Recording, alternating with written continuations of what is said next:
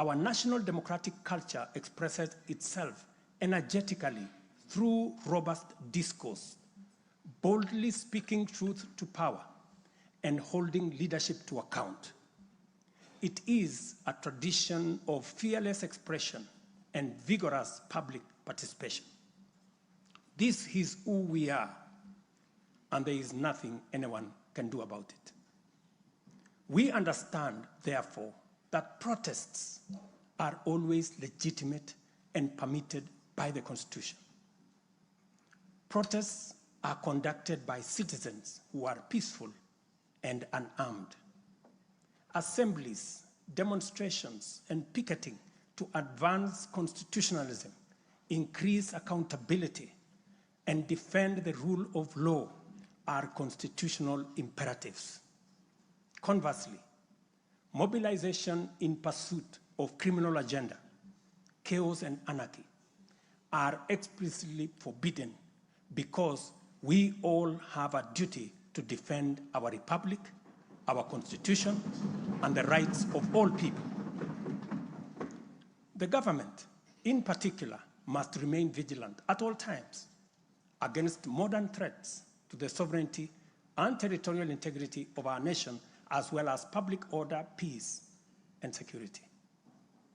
In this digital era, characterized by transformative innovations, including artificial intelligence, it has never been easier to inform, educate, and entertain the people. At the same time, it has never been easier to misinform, mislead, disinform, incite, and alarm the public. Criminals and subversive elements who infiltrate and hijack peaceful protests are a threat both to legitimate protesters and to the public. Incidences of violent criminality in the name of protests threaten the safety of innocent people, public assets, private property, and the social order. The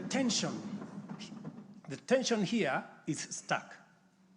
We have a democracy which we are proud of, must defend, and should deepen by all means. And at the same time, we have citizens whose lives, rights, we must protect, and a nation whose security, stability, and prosperity we must safeguard.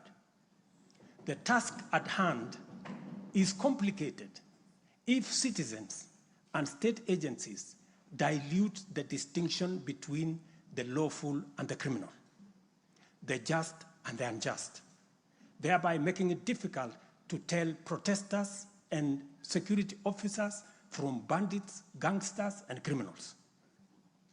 It is only by following the law that we are able to achieve our aims and apportion accountability properly. It should not be possible for robbers and looters to escape accountability by claiming that they were taking part in a protest.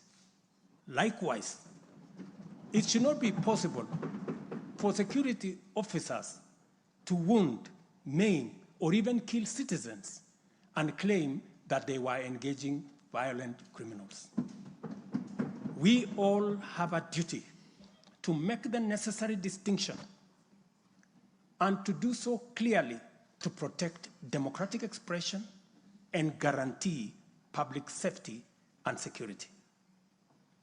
I must now confront an issue of widespread concern regarding the relationship between citizens and the security services in the context of immense threat and intense political dynamism.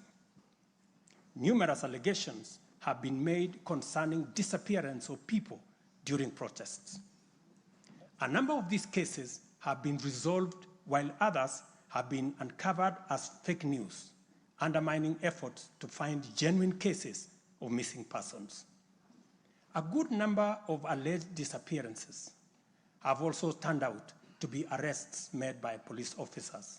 In such cases, the suspects have been duly arraigned in court. I must, however, make it very clear that there is no attempt to justify or excuse illegal arrests. Such would be a serious threat to the life and liberty of citizens. I condemn any excessive or extrajudicial action which puts the life and liberty of any person at risk, including disappearances and threats to life. Crown Max News, simply the best.